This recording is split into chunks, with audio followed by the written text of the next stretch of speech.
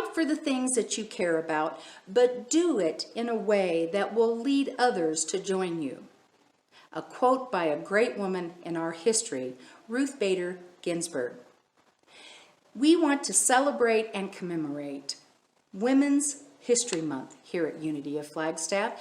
Join us, won't you? Check out the links on our website and in our Oneness newsletter to find out more about Women's History Month. A lot of amazing women have gone before us, and we celebrate what they have brought to our world. I'm Reverend Penni Honey, and thank you for joining us today. Thank you for dropping in on our YouTube channel, youtube.unityofflagstaff.org. We are grateful to have you here. And a big thanks to Greg Tamblyn for his music, message, and meditation today. We enjoy having Greg, and we love his sense of humor and his insight today into the sacred and the silly. I am certain that you will enjoy today's message. But before we get to that, I want to invite you into a couple of things that are going on here in the ministry. Of course, for more information about the ministry, you can always check us out on www.unityofflagstaff.org. We have a Helping Hands project, as you know, and each quarter we choose what we're going to support in that quarter. This time it is Killips Elementary School here in Flagstaff. The school's STEM program is asking for specific supplies. Please check out the list on our website and again in our Oneness newsletter. Things like glue sticks and modeling clay. Get the entire list and please drop your contributions off here at the sanctuary at 1800 South Milton, Suite 103. You can do that on Mondays and Thursdays or contact me at office@unityofflagstaff.org and we will arrange pickup. Thank you again for participating in our Helping Hands project. We love supporting our local community, and this time it is through Killips Elementary. Wait till you see the masterpiece that Trina Goetz has cooked up for our community. Oh sure, we may not be able to gather around food right now. Not yet. We will, but not yet. In the meantime, I am guessing that you will find fabulous community over the almost 60 recipes that will be available in our Nourish Our Body and Feed Our Souls cookbook. It will be available March 11th online. It is for a suggested love offering of $20 or more, and you'll be able to do that right on our website. Won't you check that out? If you have any questions, again, reach out to me at office@unityofflagstaff.org. It is fabulous. Over 20 contributors and almost 60 recipes. You'll love it. Today, we are celebrating, as I said, Greg Tamblyn. So thank you again, Greg. Now, my friends, enjoy.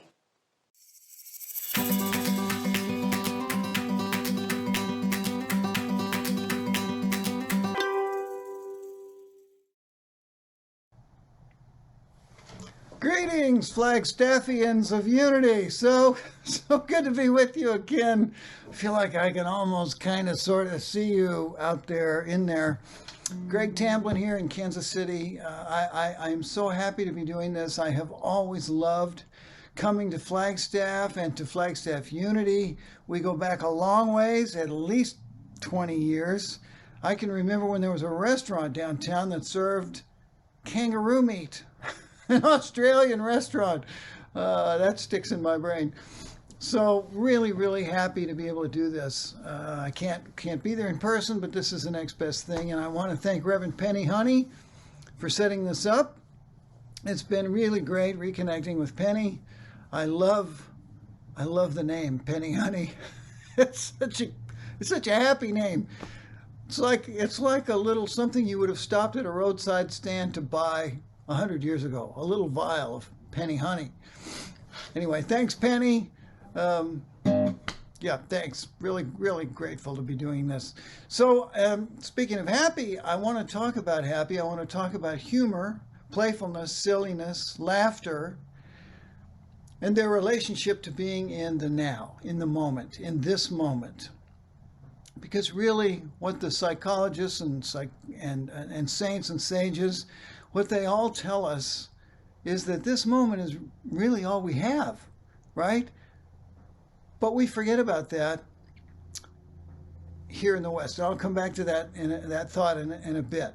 So this is called the sacred and the silly as pathways to the joy of now. And to start, what I'd like to do is to go back 800 years and halfway around the world to ancient Persia. The great Sufi mystic poets that were writing then. Most of us are familiar with Rumi. Some of us may be familiar with Rumi's contemporary Hafez, who is deep and profound like Rumi, but is also frequently whimsical, which I just love.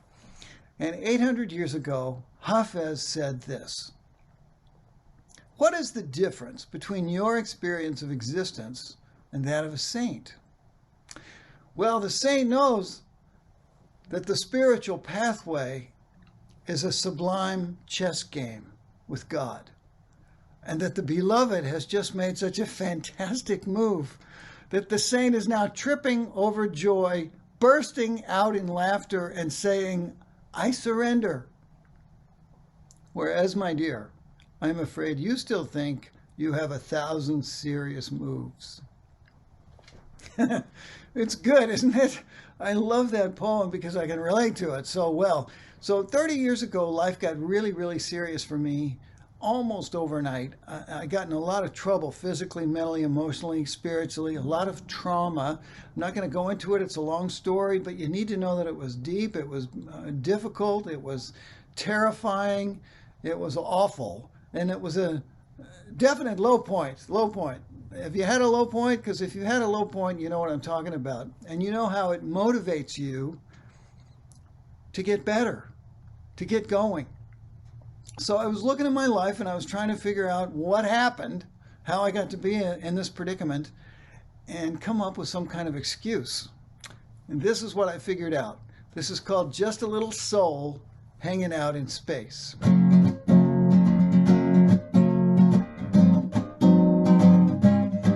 Well, I was just a little soul hanging out in space, getting ready to come into the human race. And God came over and he said to me, "Well, kid, what you want to be? Yeah, it's time for you to go get a life, but you don't have to have no struggle or strife. You can live a life of comfort and ease, worldly pleasures, do as you please. I can give you parents with lots of money, Southern California, bright and sunny, tall and handsome, a movie star, fancy parties, expensive cars, or maybe an athlete with rhythm and grace. You could do the Olympics, win every race, confidence just oozing from you, and the women, they're gonna love you. Or maybe you'd like to help those in low places, like a Peace Corps worker, Mother Teresa. But you know, when it's all said and done, being the Pope is a lot more fun. Or how about a yogi with magical powers? You could levitate for hours and hours, teach everybody to walk on hot coals, sell books and CDs by the truckloads. Well, what do you say, kid? You make the call. You can have any part or you can have it all. You just tell me what you want to be and I'll give it to you. It's my guarantee.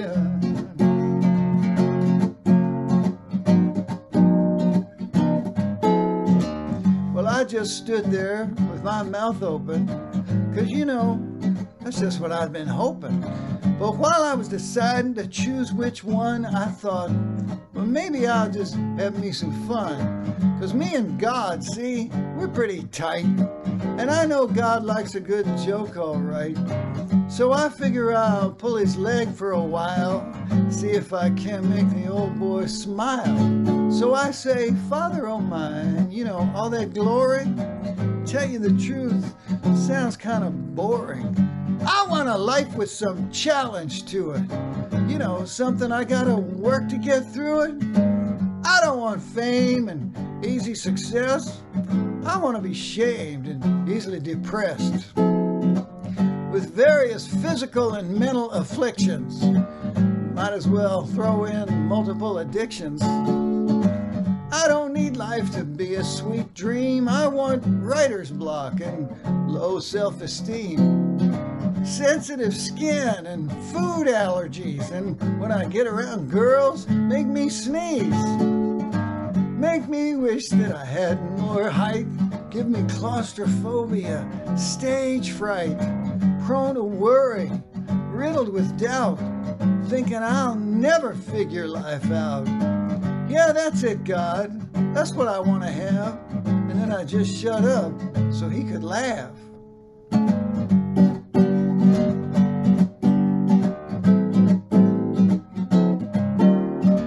Well, God looked at me with a puzzled brow, shook his head and just said, "Holy cow." For a minute he stood there, pulling his beard, and then he said, "Kid, you're pretty darn weird. And I know you're just playing the fool, but this time, kid, the joke's on you." And then he grinned at me and he yelled, "Shazam!" And that's my story, and here I am.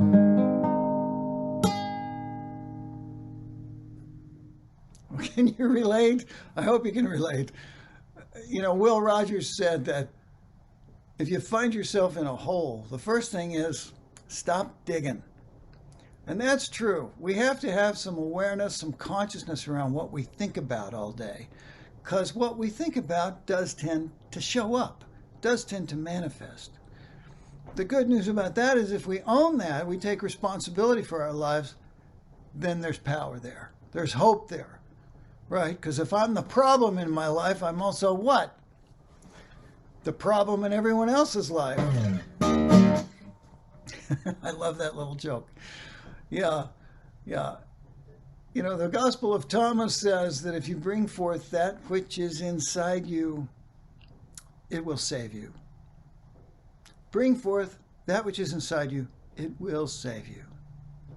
Well, let me ask you this. Have you heard of a painter, an artist named Donald Roller Wilson? You see that? Donald Roller Wilson. Have you heard of him? Me neither. But I read about him in the Airline magazine. And this guy's amazing. He's got a unique niche. He's got a huge, devoted following. All he paints, I'll show you, all he paints are these very gothic-looking, realistic, highly detailed paintings of chimps, cats, dogs, dressed up in clothes, doing bizarre things. Playing with matches here. You can see they're just beautiful, they're realistic, they're unique. He sells these for amazing amounts of money. And he's got, a lot of celebrity fans and clients. But the reason I cut this out is because he has a quote in here that I just love. He says, "It takes all the arrogance out of everything you do when you know that God is so much bigger than you are. And yet, everything you are and do and see is filled with God. The trees, the asphalt, the people fighting over Aquanet at Walmart. That sounds silly, but silliness is just as important as love, just as important as tragedy.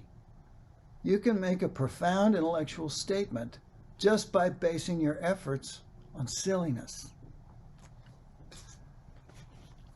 I agree completely. You've probably seen this Robin Williams movie, Patch Adams, about the doctor. Most of us have seen it, right? Some of you may have seen the actual real person, Patch Adams, give a talk or at a conference or whatever. He's still alive. He's doing great. He's in his 70s now, I think. And physically, Patch and Robin are different. Robin was short and kind of a little stocky. Patch is tall, 6'7". He's a beanpole. And he's got long gray hair down to mid-thigh, usually half dyed blue or purple. Patch is a medical doctor who dresses like a clown every day. He's a clown doctor. He's figured out that clowning and playfulness and silliness are the best ways for him to inflict love and compassion on the world, on the people he meets. So this is what he does. He's almost finished building the first silly hospital in the United States, in the world, the Gesundheit Institute. You can look it up. You can go there. You can volunteer there. It's in West Virginia. So, point being, this is one person being silly in a profound way, in a dedicated way. And I've been around Patch a lot at various conferences. We have mutual friends. I see the wave that he's created that ripples around the world in healing circles, in wellness circles, in medical circles. One person being silly in a profound way. Well, one of the things that I've heard Patch say a few times is that he feels like the world is wallowing in misery. And that one of the most radical things you can do is to have a good day. And show it. Well, that's not radical to us in Unity. We teach that. But let me ask you this. Are you like me? Have you ever had the particular talent of making a serious situation even more serious than it already is? Because I'm an expert at this. I can forget everything I've learned in 10 seconds and revert, right? So I wrote a song about this for myself. You can see if this helps you. It's called Writer's Block, the long-term positive and negative effects of worry.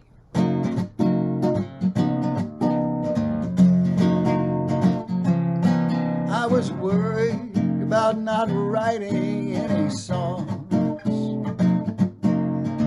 No words, no tunes, nothing for way too long.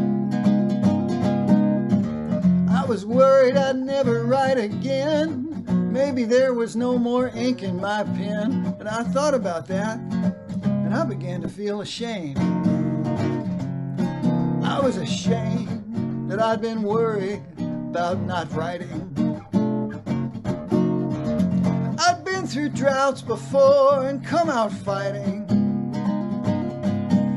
Seemed like my worry was out of control, and I was ashamed about it down to my soul. And then it hit me what I was doing, and I started feeling guilty. I was guilty that I could let myself feel shame over something so insignificant as this writing game. I thought I'd released that stuff long ago, and I felt guilty that I had such a long way to go. And then I realized what I was doing, and I got embarrassed. I was embarrassed. My shame could make me feel guilty. All these negative thought patterns, man, it was silly. If someone could see inside my head, they'd give me a drug and put me to bed. Yeah, I was embarrassed, and that made me mad. I was angry that I could be so immature. I was angry at me, down on myself for sure. And as my anger turned into resentment, I thought about what the long-term effects of that meant, and I realized what I was doing to my body, and I began to feel afraid. I was afraid of what I was doing to myself. All these negative emotions affecting my health. If body and mind are so interconnected, my shame, guilt, worry, and fear were making me infected, and I was afraid that I was becoming depressed. And as I began to sink into depression, the effect on my body and mind became an obsession. The outcome of this could not be in doubt, and that gave me something new to worry about. I knew that I might not be around for too long, so I wrote it all down, and I had a new song. And when I thought about that, I was fine again.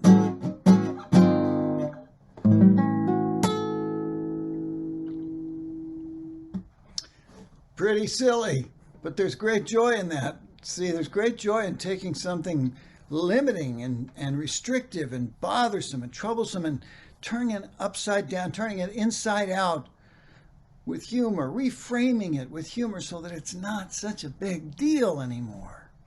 Both of those songs were about reframing things, difficult challenges, with humor, so that now I'm in control of them and they're not in control of me. I've shrunk them down to a manageable size by laughing at them. So that's a good thing to know how to do, or to practice, or to learn. Now, worry is the enemy of joy, right? Because if we're worried, are we in this moment? No. Where are we? Well, we're in the past or the future, but we're not here. And the thing is, it's okay to look at the past and the future. Just don't stare. A lot of us get in the habit of staring. It's easy to do. We get a lot of encouragement from our culture to stare at the past and the future.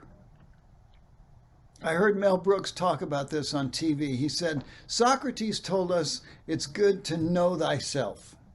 He said, but I've learned it's way better to now thyself.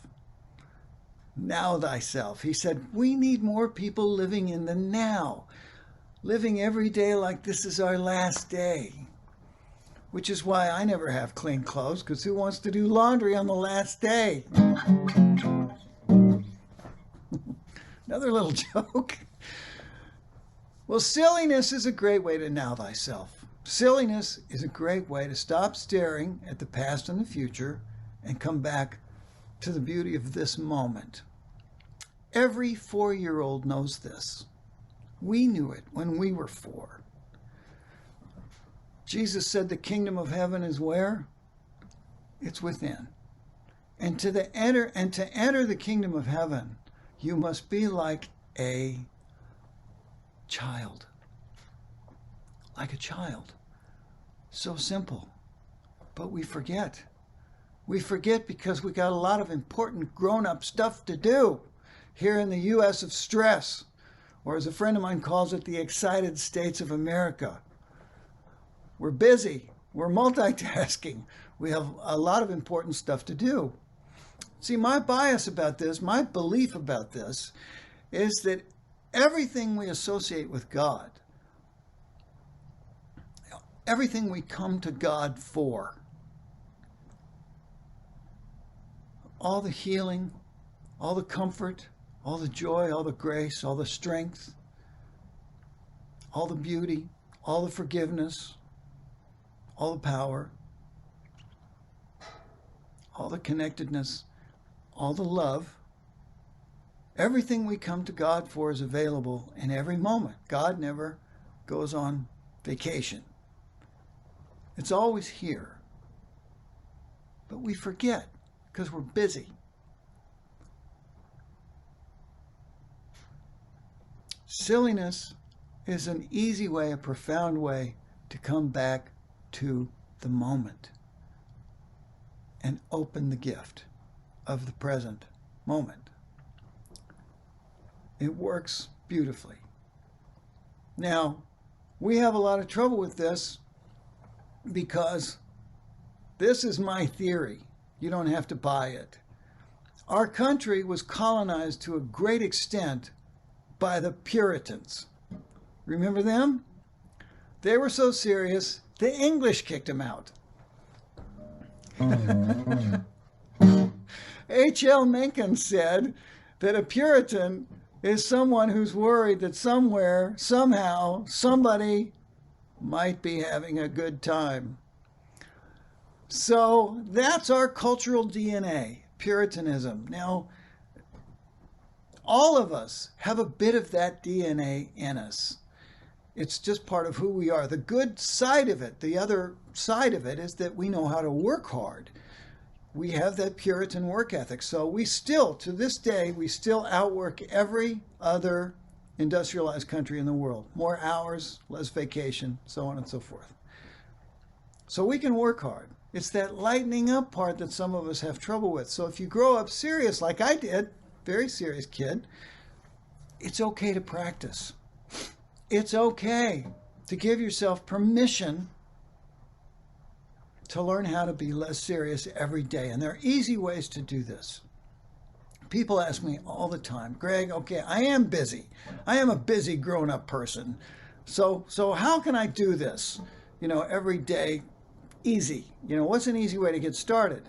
And I say, well, the easiest way for me, and I think for everybody, is this standard comedic tool, which is to try not to give a serious answer to any question that doesn't absolutely require it. Now, when you start looking into this, you start paying attention, you realize there's only about 5% or less of the questions you get asked every day that need a serious response. Absolutely need one. Almost always, you can be playful and not get in any trouble or very much trouble. So people say, okay, well, all right, what if I want to do that? What's an easy way to get started? I say, well, what is the most common question you get asked every day? Right. How you doing? How are you? How's it going? And what do we normally say when we get asked that? Fine. Okay. Good. Sure. Good. Well, once in a while we'll go out on a limb and say, oh, great. Fantastic. But we know that people don't really want to know. They just want to greet you. Okay, so what if instead of that, when somebody says, how you doing, we say, well, I'm still getting away with it. Or, how you doing? Parts of me are excellent. Or, how you doing? My tattoos are spreading. Or, how's it going? You can see me? Now, I could go on and on for another hour. There are so many fun things to say. And if I'll put a little note down here on the screen. If you go to my website, gregtamblyn.com, and you click on the humor blog, there's a humor article there that says, how you doing? That's the title. And there are a couple dozen of really, really good responses to this question. And you can pick out a couple, 3, 4 that you want to try out and put them in your back pocket, your mental back pocket, and just give yourself permission to experiment throughout the day. Now, let me give you an example of how this can work. It doesn't always work this well, but sometimes it does. So, you know how when you get on a plane on Southwest Airlines, you board through the galley, and then you turn right to go down to your seat. And there's almost always a flight attendant there in the galley to welcome you aboard and make sure you don't turn left into the cockpit. They don't want you trying to fly the plane. So I got on board Southwest, and sure enough, here's this nice gal standing there, and she says, welcome aboard. How you doing? And I said, I'm hungry. Steak and lobster for lunch? And she thought that was funny, and she said, sure. How do you like your steak? And I said, rare. And she said, well, that's good, because any steak on this airline would be extremely rare. We both cracked up, and then I said, well done, and went and got my seat. Now, I don't know how this affected her, but it changed my whole day.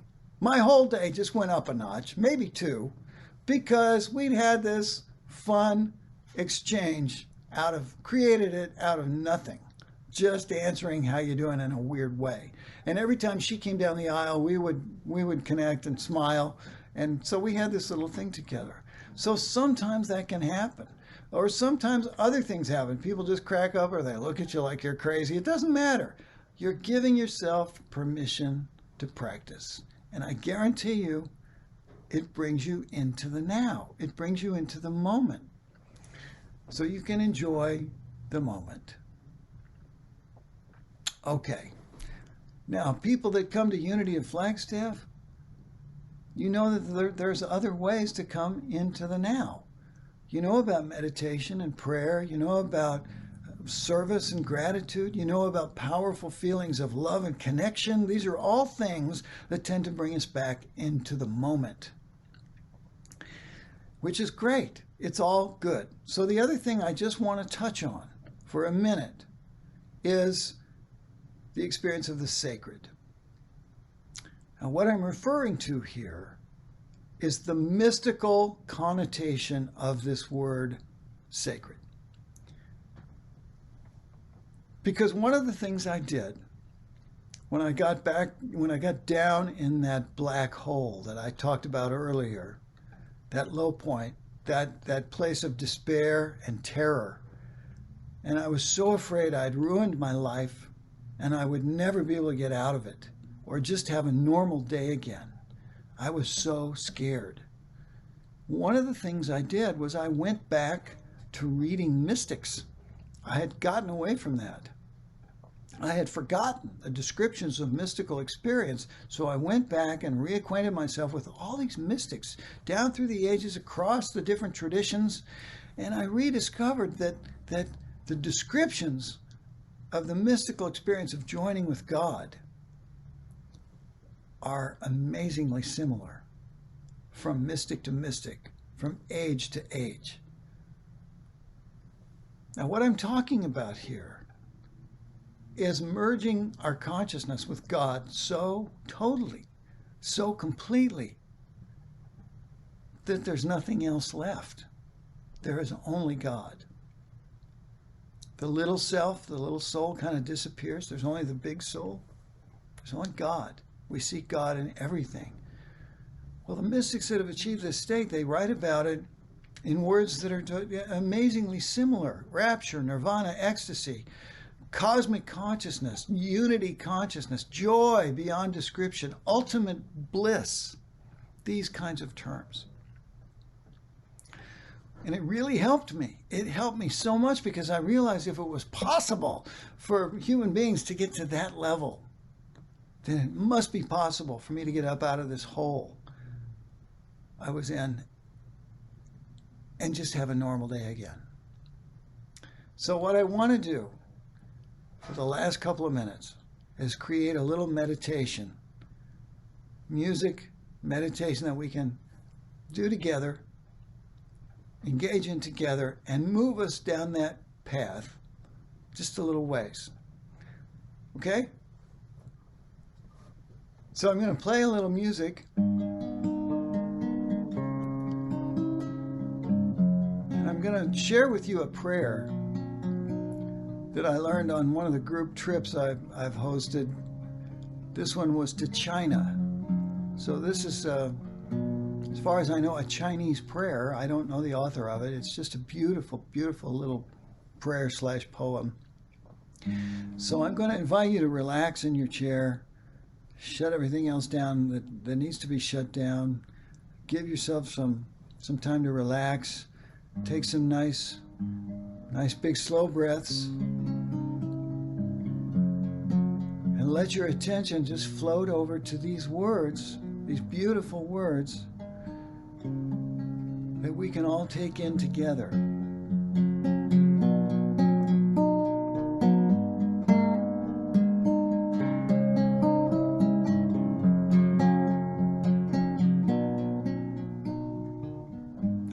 Let all things be healthy.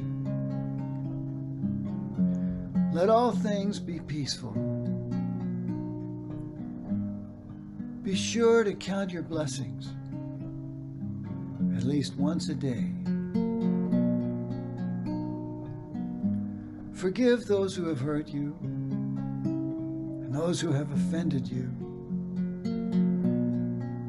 But forgive yourself for what you have done and for that which you have failed to do. That which is done, there is no need to speak of. That which is past, there is no need to blame.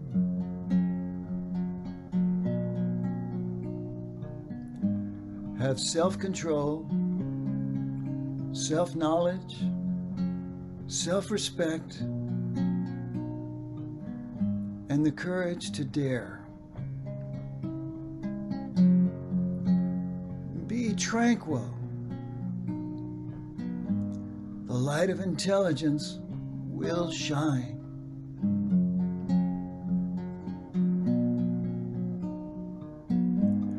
And strive to make a spot where you stand beautiful.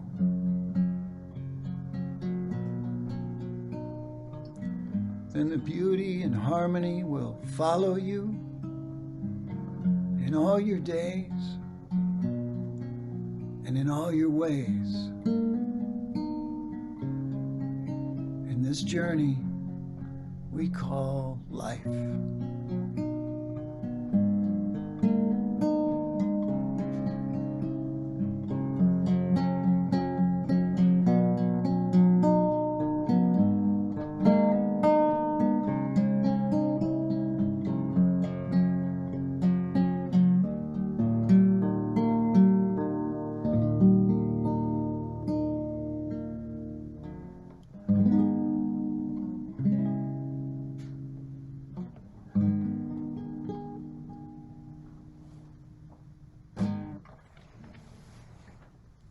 So let's all take a nice big breath and come back. Bring our attention back to your screen. And I'm going to finish up by thanking you. I just really want to emphasize how much this means to me. I love doing this, not quite as much as I love being there in person. I'm way behind on my hugs. I haven't been traveling for a year, so I'm just warning you, get ready, because next time I'm there, I'm going to need to fill up. Thanks again, Penni. And all the songs you've heard today, everything you've heard today is available on my website, gregtamblyn.com. You might want to sign up for my newsletter, try it out, test drive it. It's a lot of fun. It's occasional, just every 4 to 6 weeks. Anytime I have some fun, interesting stuff to share. So feel free to go over there and explore. I have a store with a lot of stuff. It's my stuff. It could be your stuff. Think about that. I'd like to finish off with a video. This is another song. All the songs today I've played have either been nominated for or won awards. This is another one. It's one of my favorite songs that I've written, but I'm going to play you a little video because a friend of mine made a video to this song recently that's relevant and really fun, and I think you'll like it. The song is called All These Atoms. So here's the video. Thanks again so much for letting me come be with you, and I look forward to when we can share atoms in person.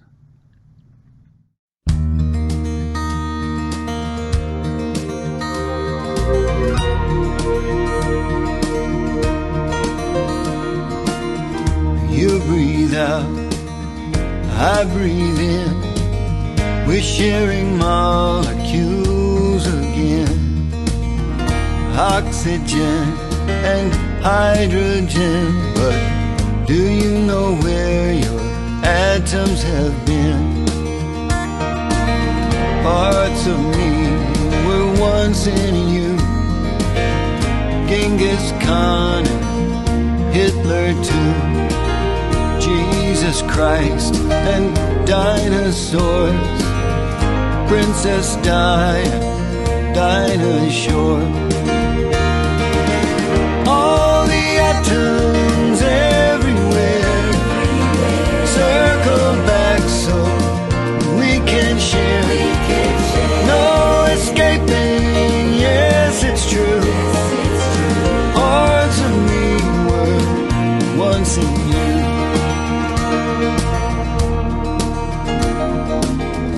My whole body, smooth and hairy, is really very temporary. Every year a new epidermis. Maybe next year's will be firmer. There's some atom somewhere in Spain I could use back in my brain. They stay a while and then they leave. They only fit what we conceive. All the atoms everywhere circle back so we can share. Like some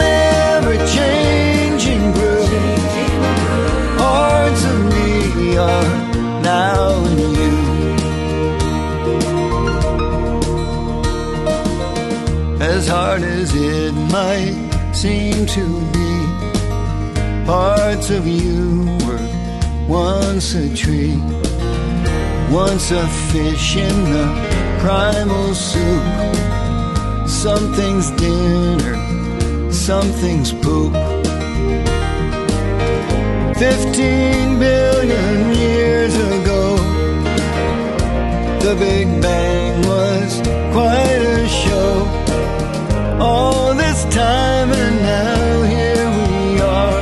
But parts of you were once a star. All the atoms everywhere circle back so we can share. No escaping, yes it's true. Parts of me were once in you. All the atoms here on earth get recycled, death to birth, like some ever-changing groove. Parts of me are now in you. All these atoms we've collected only mean that we're connected, since we share what we're made of. Don't you think that calls for love?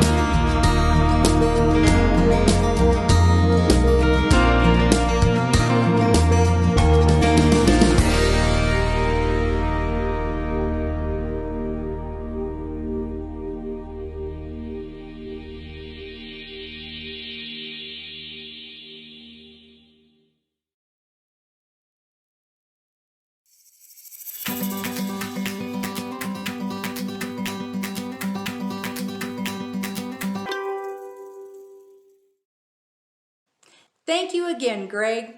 We appreciate you sharing your gifts with us here at Unity of Flagstaff. For more information about Greg Tamblyn, go to www.gregtamblyn.org. And of course, for more information about this ministry, www.unityofflagstaff.org. You want to connect with me via email, office@unityofflagstaff.org. I'm happy when you reach out and we are able to connect. So let's do more of that, my friends. Next week, join us for the message entitled, Be the Host with the Most, Replicating the Good in Our Lives. It'll be fun. We'll have music with Matt Devlin and more. So be sure and check us out, of course, on this YouTube channel, youtube.unityofflagstaff.org. Don't forget, share, comment. We love all of those things. Make sure you check that out when you're on our YouTube channel. And you have the opportunity, if you're not already a member at Unity of Flagstaff, and of course membership is never required. However, you have the opportunity to be a part of one of the biggest membership classes of the ministry. Won't you join us during this Madness March membership? Let's do this thing. And if you have any questions, reach out to me at that email, office@unityofflagstaff.org. Be blessed, my friends. Stay healthy. Remember, here at Unity of Flagstaff, we are small enough to know your name, and we are big enough to support your dreams. Thank you, my friends. Namaste.